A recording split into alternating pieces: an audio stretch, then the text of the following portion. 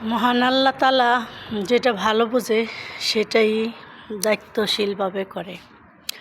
কারণ আজ কয়েকদিন ধরে দেখতেছি একটা হাদিস শরীফে একটা ভিডিও ভাইরাল হয়েছে যে ভাই বোনদের সাথে এই দুনিয়ার সম্পর্ক, আখিরাত, জান্নাত, জাহান্নাম কোনো জায়গায় ভাই বোনদের সাথে সম্পর্ক নাই।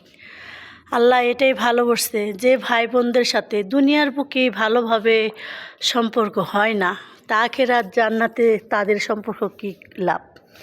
একই মার গর্ভে একই বাবার ঘরে জন্ম, হয়তো তাদের আল্লাহ দুনিয়ার বুকে তাদের ভালোভাবে মিল মহব্বত হয় না, তা আখিরাত জান্নাত তো দূরের কথা, তাদের সাথে সম্পর্ক তো এই দুনিয়ায় যদি থাকতে তারা ভাই বোনকে না চিনে, একে অপরকে না চিনে, তাহলে ওই দুনিয়া আর কীভাবে পাইব? হ্যাঁ, মা বাবার সাথে দেখা হবে সেটা হাদিসে আছে, স্বামীর সাথে দেখা হবে এটাও হাদিসে আছে। কারণেই মা বাবা সন্তানকে কখনো ফেলে দিতে পারে না। মা বাবার ভালোবাসা তার অন্তরে থাকে।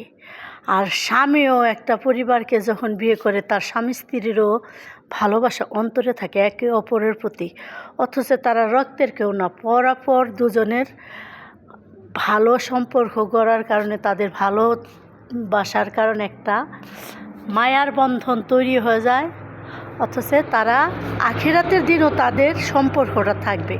আর ভাই আর বোনের একই রক্ত, একই বাবার ঘরে, একই ছেলেবেলা থেকে বেড়ে ওঠা, তাদের সাথে আখিরাতের দিন দেখা হবে না। কেন হবে না?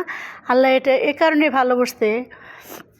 এখন ভাই বোন, ভাই যদি ধনী হয়, বোন যদি বড়লোক হয়, ভাই যদি ধনী হয়, বোন যদি গরিব হয়, লাখ টাকার কোরবানি দিলে বোন খেলো বা না খেলো এই টেনশনটা ভাইয়ের মাথায় থাকে না।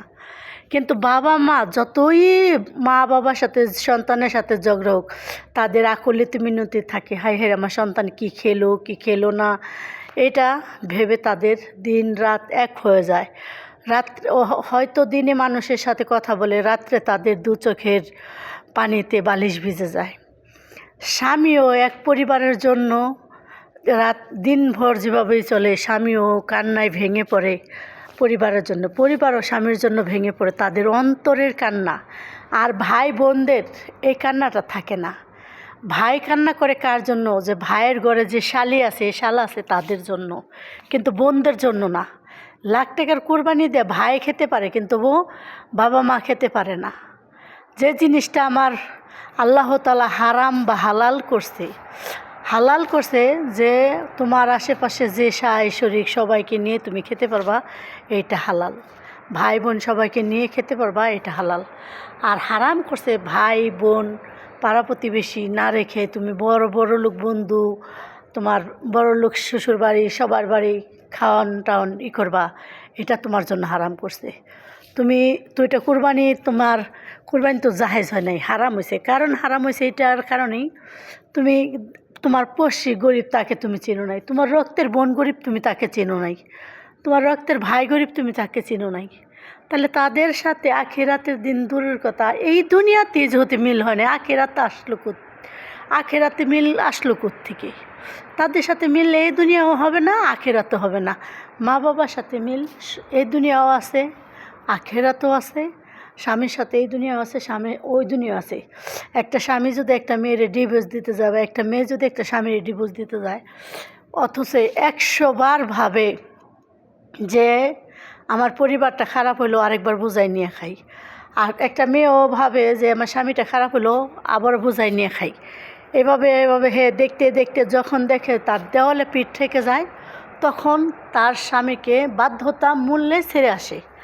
আর ভাই বোন যদি একবার ভাই যদি বোনের প্রতি থেকে মুখ ঘুরিয়ে নেয়, হাজার চেষ্টা করলে, হাজার ভালোবাসলেও ভাই আর বোনের প্রতি মুখটা আনে না। কারণ ভাইয়ের আছে শালা, বোনের কিন্তু ভাইয়ের প্রতি ভালোবাসা থাকে, কিন্তু ভাইয়ের থাকে না। তাই এই দুনিয়ায় ক্ষণিকের জন্য, কিছুটা সময়ের জন্য মোহ আর মায়া কাটানোর জন্য দিছে, আখিরাতের জন্য দেয় না। আখিরাতের জন্য যে 3জন মানুষ প্রয়োজন, সেই 3জন মানুষ ঠিকই দিছে। সন্তান, মা বাবা, স্বামী, এইটা দিছে একটি কারণ যে এরা একে অপরকে ছাড়তে পারে না, তাদের অন্তরে অনেক কান্না করে। কিন্তু ভাই বোন কোনো দিনও 100 মানুষের মধ্যে মনে হয় একটা ভাই বা বোন আছে তার ভালো সম্পর্ক, আর 99 জন মানুষই আছে ভাই বোনের সম্পর্ক অনেক দূরত্ব, হয়তো জায়গা সম্পদ, হয়তো টাকা পয়সা, বা হয়তো কোনো বোন ভাইদেরকে উচিত কথা বলছে, যে কারণেই হোক তাদের কারণবশতে তারা ভিন্ন ছিন্ন হয়ে যায়। কিন্তু এখানে ভাই বোনের সম্পর্ক কখনো থাকতে পারে না।